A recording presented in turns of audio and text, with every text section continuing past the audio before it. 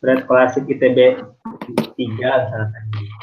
Baik, Kak. Kayak abai lah, contoh yang abai aja. Sebenarnya bisa pakai OBS biar bisa live streaming. Aku ada OBS juga. Udah ya. Udah segini aja. Gak apa-apa, tenang, kita tunggu aja di. Kita tunggu aja. Tadi Dery mau nyusul katanya, insyaallah. Mulai aja ya. Yuk. Bismillah. Bismillahirrahmanirrahim.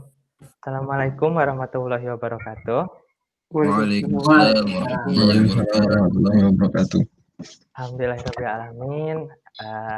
Kita berkumpul lagi pekan ini, hari ini untuk kajian pekanan Bright Scholarship ITB 3.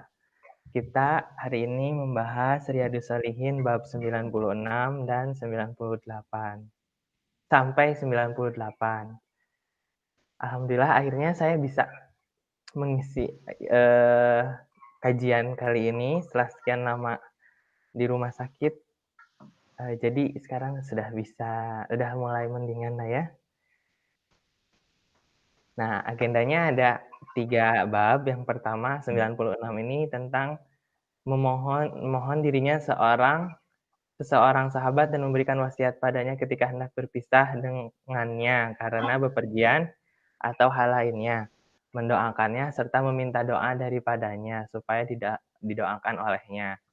Bab 97 tentang istikharah, mohon pilihan jadi di antara 2 pilihan atau lebih, dan tentang bermusyawarah.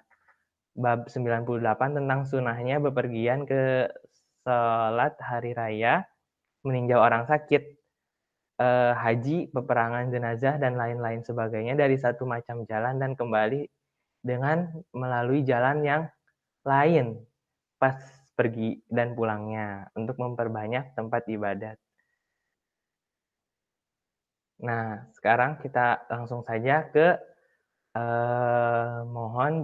bab 96 tentang mohon dirinya seseorang sahabat dan memberikan wasiat kepadanya ketika hendak berpisah dengannya karena bepergian atau lain-lainnya, mendoakan serta meminta doa daripadanya supaya didoakan olehnya.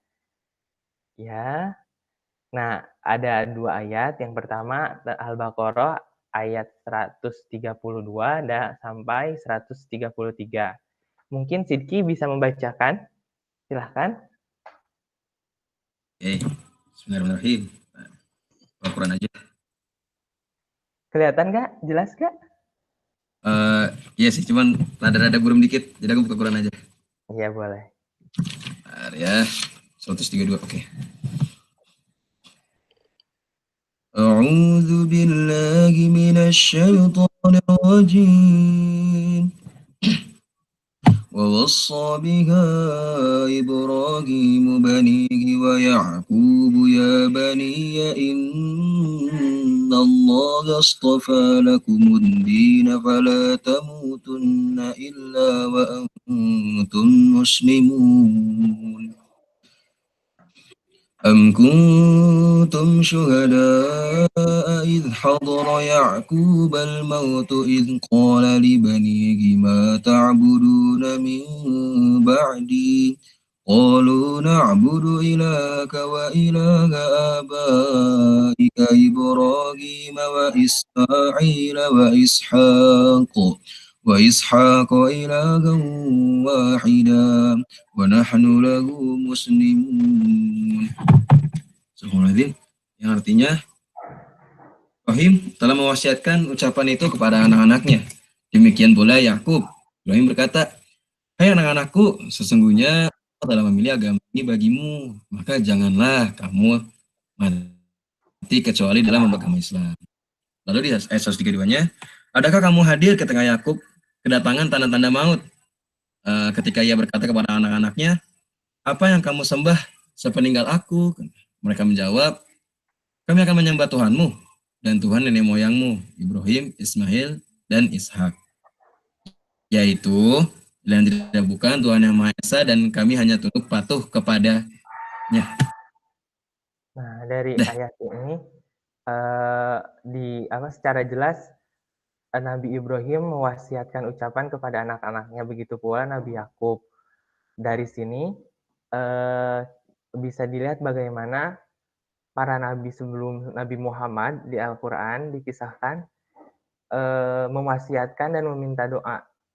Itu mewasiatkan ketika hendak pergi di sini bisa meninggal, bisa berpergian jauh, misalnya menjadi musyafir, itu adalah hal yang disunahkan. Nah, adapun hadis-hadisnya diantaranya, ini hadis yang dulu yang pernah dibahas tentang hadis ke-34, 345. Jadi Rasulullah SAW pernah berdiri berkhutbah kepada kita. Beliau bertahmid serta memuji kepada Allah, lalu menasehati dan memberi peringatan. Kemudian bersabda, "Amma ba'du. Ingatlah wahai sekalian manusia, sesungguhnya saya ini adalah seorang manusia. Hampir sekali saya didatangi oleh utusan Tuhanku, yaitu malaikat pencabut nyawa. Kemudian saya harus mengabulkan kehendaknya, yakni diwafatkan. Saya meninggalkan dua benda agung. Yang pertama adalah kitabullah, yang di dalamnya ada petunjuk dan cahaya. Maka ambillah, amalkanlah, dan berpedomanlah kepada kitabullah itu, dan berpeganglah ia erat-erat."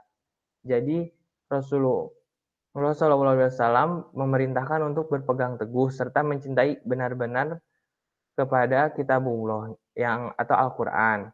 Dan beliau juga bersabda, "Dan juga ahli baitku, keluargaku, saya peringatkan kepadamu semua untuk bertakwa kepada Allah dan memuliakan ahli baitku itu."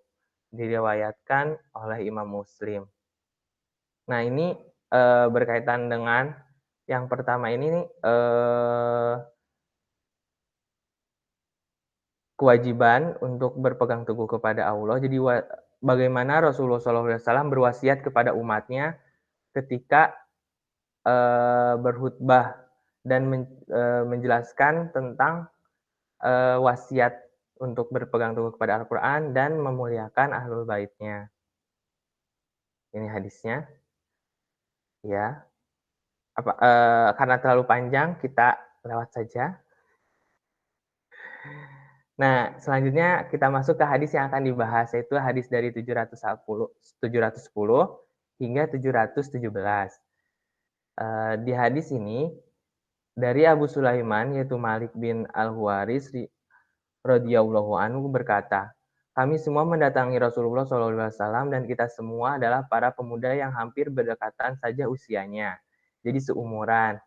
Kita semua bermukim di sisi beliau SAW selama 20 malam untuk belajar ilmu pengetahuan agama. Rasulullah SAW adalah seorang yang kasih sayangnya serta lemah lembut. Beliau mengira bahwa kita semua telah rindu kepada keluarga kita. Lalu bertanya kepada kita tentang siapa-siapa dari keluarga kita itu yang kita tinggalkan. Kita pun memberitahukan tentang hal itu.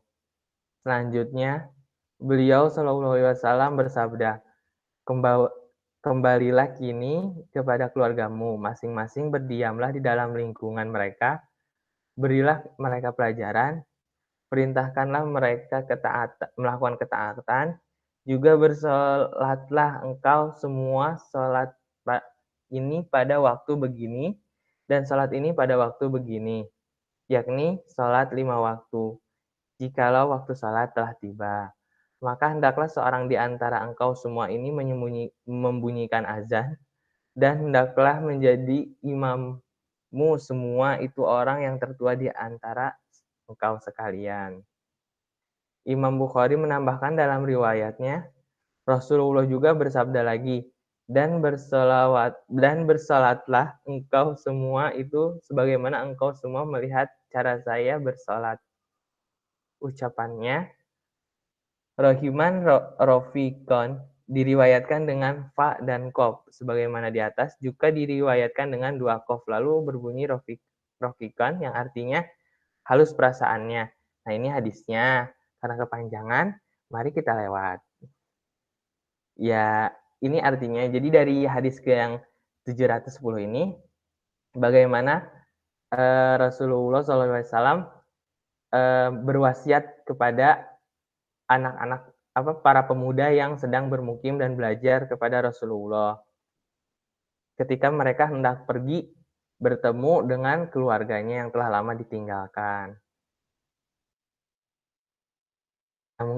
Hadis ke-710 mungkin Radit bisa membacakannya. 711. Dari Umar bin Khattab radhiyallahu anhu, katanya, saya meminta izin kepada Nabi Shallallahu Alaihi Wasallam untuk melakukan umroh. Lalu beliau Shallallahu Alaihi Wasallam bersabda, jangan engkau lupa untuk mendoakan kita, hai saudaraku. Beliau telah mengucapkan sesuatu kalimat yang tidak merasa senang memperoleh seisi dunia ini sebagai gantinya. Maksudnya, bahwa kalimat yang disabdakan oleh beliau Shallallahu Alaihi Wasallam kepada Umar radhiyallahu anhu, yakni meminta didoakan dalam umrohnya nanti, dianggap amat besar nilainya melebihi nilai dunia dan seisinya. Dalam riwayat lain disebutkan, Nabi Shallallahu Alaihi Wasallam bersabda, sertakanlah kita, hai saudaraku, dalam doamu itu. Hadis sahih yang diriwayatkan oleh Imam Abu Dawud dan Tirmizi mengatakan bahwa ini adalah hadis hasan sahih. Nah, di hadis terima kasih Radit, dan dari hadis 711 ini bagaimana Rasulullah meminta doa kepada Umar bin Khattab yang akan berumroh untuk didoakan ketika umrohnya. Jadi Nabi mencontohkan bahwa meminta doa bagi mereka yang akan beribadah kayak misal seperti umroh atau berhaji adalah hal yang terpuji dan dianjurkan. Jadi misalnya salah satu dari kita nih ada yang berhaji atau berumroh, amin. Nanti kita bisa minta doanya seperti itu. Sebagaimana Nabi mencontohkannya kepada kita di hadis ini. Ini hadisnya. Selanjutnya hadis 712. Silahkan Erlando. Bismillahirrahmanirrahim. Dari Salim bin Abdullah bin Umar bahwasanya Abdullah bin Umar radhiyallahu anhu berkata kepada seseorang ketika ia hendak berpergian, "Mendekatlah padaku sehingga saya dapat mengamanahkan sesuatu padamu sebagaimana Rasulullah Shallallahu Alaihi Wasallam mengamanahkan sesuatu pada kita kalau kita hendak pergi." Beliau Shallallahu Alaihi Wasallam bersabda, "Saya menyerahkan kepada Allah akan agama dan amanah saudara serta semua akhir amalan saudara." Diriwayatkan oleh Imam Tirmizi dan hadis hasan sahih. Nah, dari hadis ini sudah jelas bahwa perihal mengamanahkan dan saling mewasiatkan adalah hal yang umum di kalangan dan terpuji ketika misalnya kita ada urusan dan ingin mengamanahkan sesuatu, berwasiat kepada orang yang bepergian, itu hal yang dianjurkan. Selanjutnya dari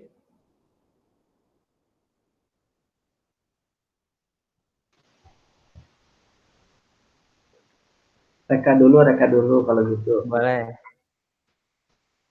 Dari Abdullah bin Yazid Al-Khotmi As-Sahabi radhiyallahu anhu, katanya Rasulullah Shallallahu Alaihi Wasallam itu apabila hendak mengucapkan selamat jalan pada sepasukan tentara, beliau bersabda, saya menyerahkan kepada Allah akan agamamu semua, amanatmu serta semua akhir amalmu. Hadis sahih yang diriwayatkan oleh Imam Abu Dawud dan lain-lain dengan isnad sahih. Ya, terima kasih Kak Reka. Jadi di sini ketika Nabi hendak mengucapkan selamat jalan kepada sepasukan tentara, beliau berwasiat, saya menyerahkan kepada Allah akan agamamu semua, amanatmu serta semua akhir amalanmu. Berwasiat bahwa Rasulullah telah menyerahkan pasukan tentara ini kepada Allah sepenuhnya, baik dari agamanya serta akhir amalannya, sehingga tidak ada lagi tanggungan atau urusan dengan manusia lainnya. Jadi ketika berperang adalah urusan orang yang berperang sepasukan itu dengan Allah. Jadi bagaimana keimanannya diuji. Berwasiat.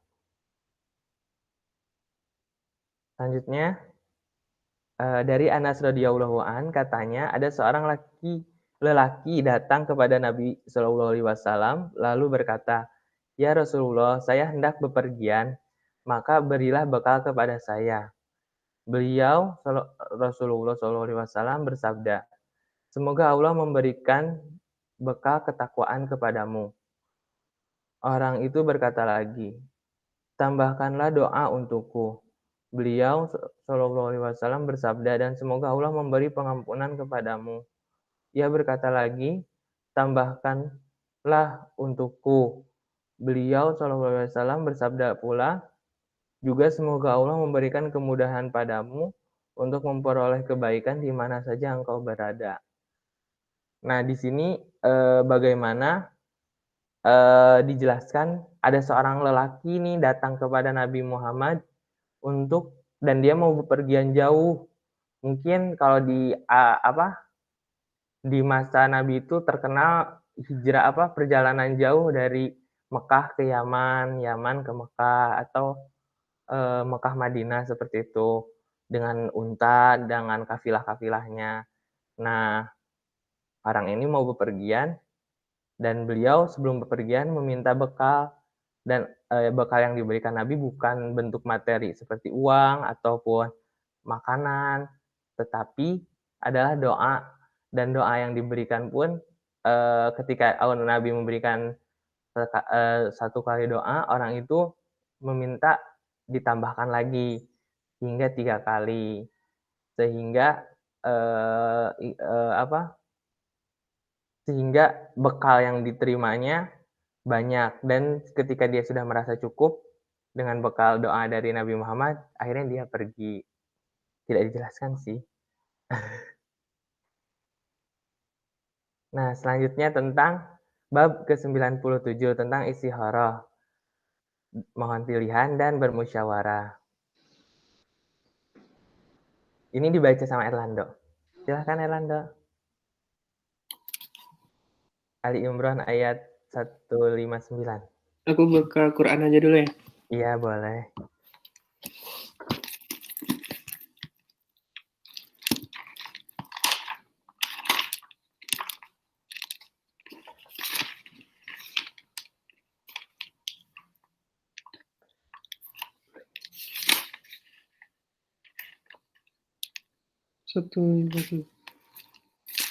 أعوذ بالله من الشيطان الرجيم بسم الله الرحمن الرحيم فبما رحمة من الله لنت لهم ولو كنت فظا غليظ القلب لانفضوا من حولك فاعف عنهم واستغفر لهم وشاورهم في الأمر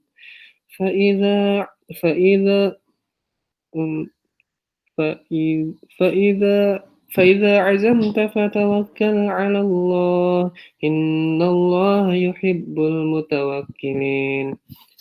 Maka disebabkan rahmat dari Allah lah kamu berlaku lemah lembut terhadap mereka. Sekiranya kamu bersikap keras lagi berhati kasar, tentulah mereka menjauhkan diri dari sekelilingmu. Karena itu, maafkanlah mereka, mohonkan ampun bagi mereka, dan bermusyawarahlah dengan mereka dalam urusan itu. Kemudian apabila kamu telah membulatkan tekad, maka bertawakallah pada Allah. Sesungguhnya Allah menyukai orang-orang yang bertawakal kepadanya. Ali Imran 159. Selanjutnya Asy-Syura ayat 38. Silahkan Radit. A'udzu billahi minasyaitonir rajim. والذين استجابوا لربهم وأقاموا الصلاة وأمرهم شورى بينهم ومما رزقناهم ينفقون Dan bagi orang-orang yang menerima, mematuhi seruan Tuhannya dan mendirikan sholat, sedang urusan mereka diputuskan dengan musyawarah antara mereka, dan mereka menafkahkan sebagian dari rezeki yang kami berikan kepada mereka. Shadaqallahul azim. Nah, hadisnya silahkan dari Bismillahirrahmanirrahim. Hadis 715 dari Jabir radhiyallahu anhu. Katanya, Rasulullah SAW mengajarkan kepada kita cara melakukan sholat istikharah, yakni mohon pilihan kepada Allah mana yang terbaik antara dua perkara atau beberapa perkara dalam segala macam urusan. Sebagaimana beliau SAW mengajarkan surat dari Al-Quran. Beliau SAW jika bersabda, jikalau seorang dari engkau semua berkehendak kepada suatu perkara, maka hendaklah sholat 2 rakaat yang tidak termasuk sholat fardu. Kemudian ucapkanlah yang artinya, ya Allah, saya mohon pilihan kepadamu dengan ilmumu dan saya mohon ditakdirkan untuk mendapatkan yang terbaik antara dua atau beberapa perkara dengan kekuasaanmu. Juga saya mohon kepadamu akan keutamaanmu yang agung, karena sesungguhnya engkau adalah maha kuasa sedang saya tidak kuasa apa-apa. Juga engkau adalah maha mengetahui sedang saya tidak mengetahui. Dan engkau adalah maha mengetahui segala sesuatu yang gaib. Seperti itu. lanjut, masih ada lanjutannya dari Ya Allah, jikalau engkau mengetahui bahwa perkara ini yang baik untuk agamaku, kehidupanku dan akibat perkaraanku, atau beliau SAW menyabdakan baik untuk urusanku sekarang dan urusanku di kemudian hari, maka takdirkanlah itu untukku dan permudahkanlah mendapatkannya padaku. Selanjutnya, berilah keberkahan padaku dalam urusan itu. Tapi jikalau engkau mengetahui bahwa perkara ini adalah buruk untuk agamaku, kehidupanku dan akibat perkaraanku, atau beliau SAW menyabdakan baik untuk urusanku sekarang dan urusanku di kemudian hari, maka belokkanlah itu dari diriku dan belokkanlah aku daripadanya. Lalu takdirkanlah mana-mana yang baik untukku di mana saja adanya kebaikan itu, dan seterusnya. Berikanlah keridhaan kepadaku dan melakukan yang baik tadi. Beliau SAW bersabda, dan orang yang melakukan istiqoroh itu supaya menyebutkan apa yang menjadi hajat keperluannya. Riwayat Bukhari. Terima kasih dari Muhammad Adil. Jadi di ketiga di dua surat ini, mungkin kalau misalnya di SMA, apakah ingat tentang ayat Ali Imran 159 ini ada di bab tentang demokrasi dan musyawarah. Jadi dua ayat ini menjadi dalil Al-Qur'annya tentang demokrasi dan bermusyawarah di pelajaran materi pendidikan agama Islam waktu SMA. Nah, di sini tuh Allah menyuruh kita untuk berlaku lemah lembut dan memaafkan, dan jangan Allah di sini tuh maka disebabkan rahmat dari Allah lah kamu yang di sini tuh merujuk kepada Nabi Muhammad ketika sedang berdakwah berlaku lemah lembut kepada mereka. Sekiranya kamu bersikap keras lagi berkasar hati, tentulah mereka menjauhkan diri dari sekelilingmu. Jadi dengan rahmat Allah, Nabi Muhammad bersikap lemah lembut terhadap orang-orang di sekitarnya, kafir Quraisy dan orang-orang di Madinah. Kalau misalnya Nabi Muhammad bersikap kasar, keras hati, terus sombong, jadi keras hati kepada orang-orang di sekitarnya, kayak selalu beradu argumen dan merasa Nabi Muhammad benar, tapi berusaha keras-kerasan gitu, bersikap keras kepada orang-orang di sekitarnya, maka orang-orang pun pasti menjauh dan disuruh untuk memaafkan. Ini pernah dibahas sama yang materinya Nadif. Kemudian ketika ada urusan dunia, terutama berpolitik, ekonomi, dianjurkan untuk bermusyawarah. Dan kalau misalnya sudah membulatkan suatu keputusan, mengambil satu keputusan, bertawakal kepada Allah, berpasrah kepada Allah sepenuhnya. Dan di sini juga Allah di Quran surat Asy-Syura juga Allah tuh menerima, dan bagi orang-orang yang menerima seruan Tuhannya dan mendirikan sholat, sedang urusan mereka diputuskan dengan musyawarah antara mereka, dan mereka menafkahkan sebagian dari rezeki yang kami berikan kepada mereka. Jadi di sini tuh menceritakan tentang orang-orang yang dapat seruan ini, orang-orang Islam, ya orang-orang yang mendirikan sholat, dan urusan di antara mereka ini seperti urusan berpolitik, urusan kayak kerajaan, politik, baik itu misalnya dalam bentuk negara, provinsi ataupun misalnya wilayah, dan ekonomi ataupun urusan-urusan lainnya yang berkaitan dengan kepentingan umum dan menyangkut banyak pihak, dan selalu diselesaikan dengan musyawarah. Jadi di sini tuh sangat dianjurkan kalau misalnya ada urusan yang di antara mereka, karena berarti banyak orang. Jadi urusan-urusan yang menyangkut banyak orang agar mendapatkan keputusan yang dapat diterima semua pihak. Jadi semua pihak dapat menerima hasilnya melalui musyawarah. Dan di hadis yang ke-715 ini tentang bagaimana Nabi Muhammad SAW mengajarkan tentang sholat istikharah atau sholat untuk memohon pilihan di antara dua pilihan atau lebih yang kita hadapi, baik dari urusan dunia maupun urusan yang lain, urusan akhirat. Misalnya contohnya seperti ketika kita mau menentukan, mungkin waktu SMA, sholat istikharah untuk menentukan jurusan, atau sholat istikharah untuk menentukan kita misalnya keterima pekerjaan di dua tempat. Nah, mana nih yang lebih baik?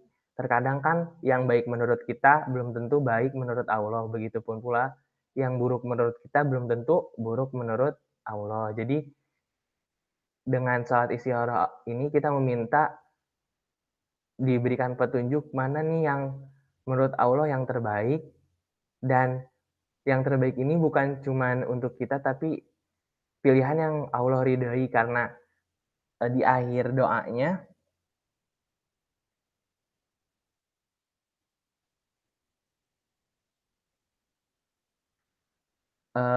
kan meminta keridhaan, karena ridho Allah berarti kan akan segalanya dimudahkan, diberikan kemudahan dalam berbagai hal. Kalau misalnya Allah ridho dengan keputusan kita.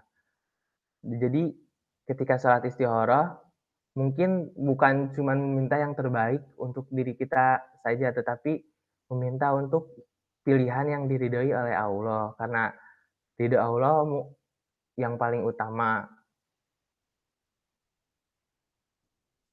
Nah, ini doa setelah sholat istikharah, sebenarnya doanya ada di hadisnya. Kemudian kita bisa membacanya setelah kita sholat istikharah. Dan di sini juga ada, dan Nabi Muhammad pun bersabda, dan orang yang melakukan sholat istikharah itu supaya menyebutkan apa yang menjadi hajat keperluannya. Jadi ketika sholat istikharah dan berdoa, disebutkan hajatnya. Dan setelah sholat istikharah harus diperhatikan juga kalau misalnya mimpi, atau kan nanti biasanya ketika kita sholat istikharah akan merasakan kebulatan tekad atau ada semacam ilham berupa mimpi ataupun tanda-tanda perasaan yang ini nih kayaknya kayak gitu, membulatkan tekad. Nah, kita harus selalu waspada dan berhati-hati. Kadang kala kalau misalnya mimpi bisa jadi bukan datang dari Allah. Misalnya kita sholat tapi ketika tidurnya tidak berwudu, atau ada hal-hal lain yang membuat kita lalai, sehingga pilihannya jadi kitanya salah memilih. Ini artinya sama kayak yang tadi yang dibacakan oleh Dery. Karena kan masa depan tidak menentu, tidak tentu. Kita kan nggak tahu hal-hal gaib. Masa depan kan gaib, dan hanya Allah lah yang mengetahui tentang masa depan atau hal-hal yang gaib itu. Nah, sebagai manusia yang lemah dan tak berdaya, sudah sepatutnya kita meminta petunjuk kepada Allah dalam segala urusan, terutama dalam memilih pilihan, agar pilihannya diridhoi oleh Allah. Dan terakhir adalah sunnahnya bepergian menuju sholat hari raya, sholat id, meninjau orang sakit, haji, peperangan, mengantar jenazah, dan lain sebagainya dari satu macam jalan, dan kembali dengan melalui jalan yang lain waktu pergi, karena memperbanyak tempat ibadah. Ini nah hadis ke 716. Silahkan Sidki. Halo? Halo Sidki? Halo? Haris coba. Oh, Haris. Dari Silahkan. Jabir radhiyallahu anhu katanya, Nabi Shallallahu alaihi wasallam itu apabila hari raya yakni ketika pergi untuk sholat Id, maka beliau menyalahi jalan, yakni jalan pulang dengan jalan datang arahnya berbeda. Riwayat Bukhari. Ucapannya khalafat thoriqah, artinya menyalahi jalan, yang artinya ialah bahwa perginya melalui jalan yang satu sedang pulangnya melalui jalan lainnya lagi, bukan jalan waktu perginya tadi. Ini waktu salat hari raya, Nabi Muhammad SAW datangnya misalnya dari jalan A, kemudian pulangnya lewat jalan C, karena semakin banyak orang yang ia temui, kan kalau hari raya semakin banyak bersilaturahmi, seperti itu. Perbanyak ibadah. Satu lagi, sama Derry, terakhir. Bismillahirrahmanirrahim. Dari Ibnu Umar radhiyallahu anhu bahwasanya Rasulullah SAW itu keluar dari Madinah dari jalan Asy-Syajarah yang di situ ada Masjid Zulhulaifa dan masuk yakni pulangnya dari jalan Al-Mu'arras yang di situ ada Masjid Al-Mu'arras. Dan jikalau beliau SAW masuk Makkah, maka beliau itu masuk dari jalan Sania Ulya yang merupakan suatu jalan sempit antara dua bukit dan keluar dari jalan Sania Sulfa atau yang disebut Asyabika. Muttafaq alaih. Nah, kalau hadis tadi kan menjelaskan, hadis yang 716 menjelaskan tentang bagaimana Rasulullah hari raya menyalahi jalan. Nah, di sini di hadis 717 diceritakan bagaimana Rasulullah SAW keluar masuk Madinah itu keluar masuk Madinah dan Mekah itu selalu melalui jalan yang berbeda, baik dari dari ke Madinah maupun ke Mekah, untuk untuk memperbanyak bertemu dengan orang-orang. Kan kalau misalnya jalannya sama, tidak banyak bertemu dengan orang-orang. Kalau misalnya jalannya berbeda, kita bisa banyak bertemu dengan orang-orang yang beda juga. Dan berbanyak ibadat ini bisa jadi, kan tadi dari mulai jenazah, menjenguk orang sakit, kenapa sih harus beda jalan? Pertama, kalau misalnya dilihat, semakin banyak orang yang kita temui kan semakin banyak silaturahmi. Kemudian juga ketika misalnya kita melalui dua jalan, bisa jadi kita bertemu dengan orang-orang yang sedang membutuhkan di dua jalan itu. Kalau misalnya kita lewat jalan yang sama, ketemu orang yang membutuhkannya itu lagi. Tapi ketika misalnya jalannya beda, ada orang yang saya membutuhkan, kita bisa membantu. Jadi semakin banyak orang yang bisa kita bantu. Terus kalau misalnya lewat jalan yang berbeda juga, dari segi misalnya nih dari segi ekonominya, kita bisa membantu pedagang-pedagang ya dari dua wilayah yang berbeda. Kalau misalnya dari satu tempat yang berbeda, dari satu jalan aja, berarti jalan itu aja yang misalnya kita beli minum atau beli makanan nih pas istirahat di jalan itu, ya pedagang di situ aja yang mendapatkan rezekinya melalui kita. Tapi kalau misalnya dari jalan yang berbeda, mungkin rezeki kita bisa, rezeki orang lain yang dititipkan melalui kita bisa lebih tersampaikan. Jadi lebih banyak ibadatnya, memperbanyak ibadat kalau diniatkan untuk ibadah tentunya. Terima kasih. Ada pertanyaan atau diskusi? Tapi mohon maaf teman-teman semua, karena tadi banyak ininya, banyak balelonya, karena saya pusing membaca tulisan-tulisan ini, ternyata dibuat sendiri tapi pusing sendiri. Pusing, bukan pusing karena tulisannya, kepalanya berputar. Pusing.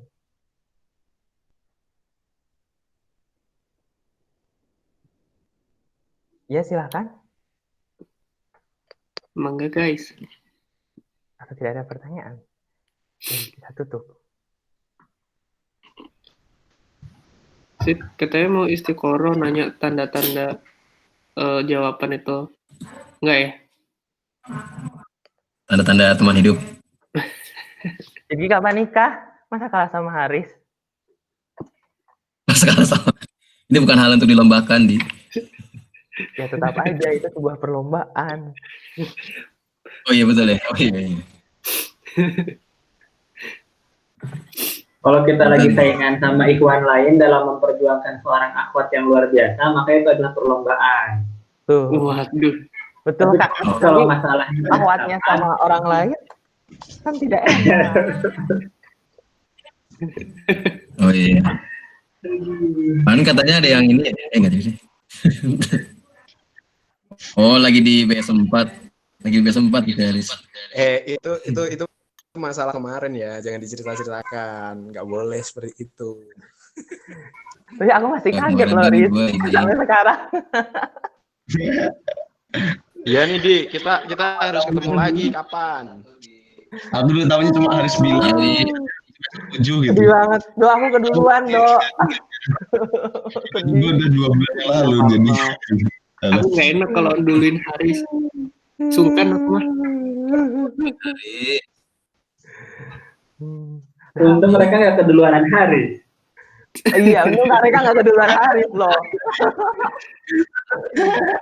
Untung. Untung mereka duluan.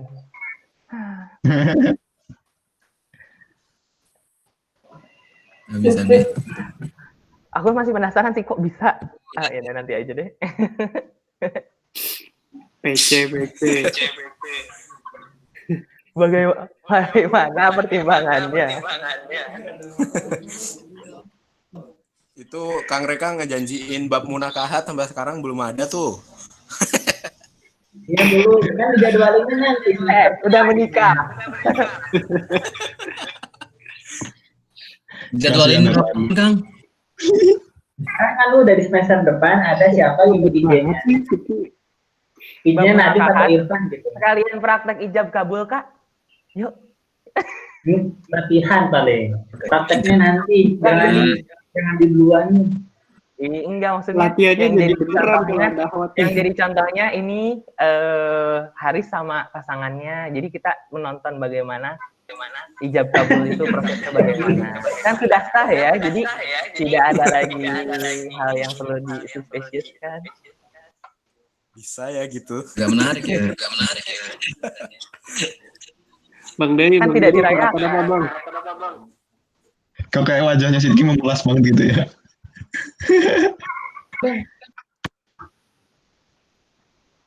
Kenapa Erlando? Aduh, sarapan apa tuh? Masya Allah, alhamdulillah. 2 apel, bos. Waduh, sehat ya? Alhamdulillah. Allah. Alhamdulillah.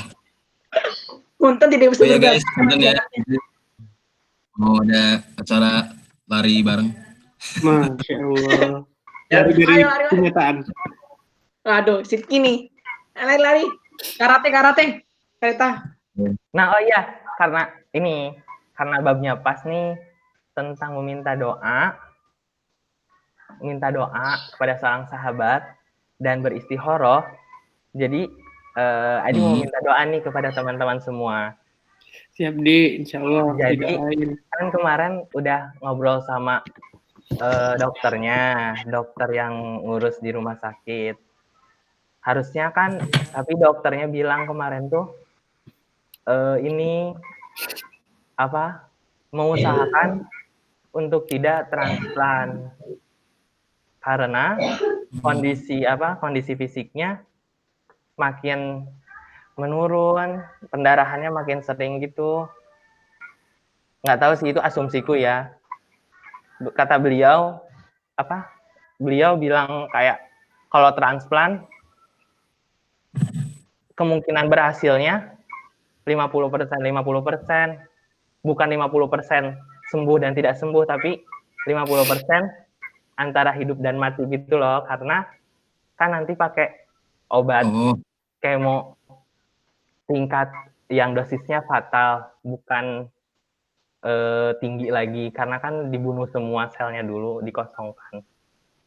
Jadi beliau jadi mikir lagi, asalnya mau transplant, tapi beliau malah menyarankannya untuk coba pakai terapi hormon dulu, karena resiko transplantnya menurut beliau tinggi, terutama kan donornya beda golongan darah juga, kondisi fisiknya gitulah, banyak hal. Tapi kalau Adi sendiri pengen mau istihoroh dulu sih, apakah ikut dokternya atau risk taker, tetap transplant seperti itu. Tapi kalau umpama transplant, pendonornya udah ada di? Ada kan, ada saudara. Maksudnya udah tesnya itu udah dilakukan belum? Maksudnya tesnya udah dikirim ke Amerika. Tes yang pertamanya udah ada yang lulus satu, kakakku yang pertama. Nah, kakakku yang pertama ini golongan darahnya AB, kan beda. Resiko penolakannya bakal lebih tinggi. Mungkin bisa sampai 3 bulan, 1-3 bulan di rumah sakit, di ruang isolasinya, kata dokternya. Jadi cukup bahaya juga. Tapi aku nggak tahu, ini mau ngobrol lagi sih sama dokternya. Soalnya kalau pakai obat-obatan pun nggak mempan. Sedih ya, nggak mempan. Sabar ya, Di. Semangat. Bismillah, semoga diberikan yang terbaik. Amin.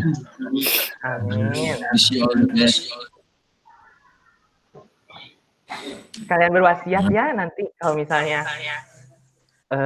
jangan wasiat sekarang. Kangen dikarap piring. Ini punggung udah kangen dikarap piring. Kan lagi babnya berwasiat. Nanti. Nggak harus sekarang kali. Ya nggak harus sekarang. Ayo, bisa. Ya udah nanti deh, sebelum salah transplant jadi. Ya kan nggak tahu ya. Kita kan tidak tahu ya umur kita berapa. Bismillah, semoga insya Allah. Kalian juga bisa mati sih, makanya harus siap-siap wasiat. Betul. Ya seru lah, ya seru. Udah.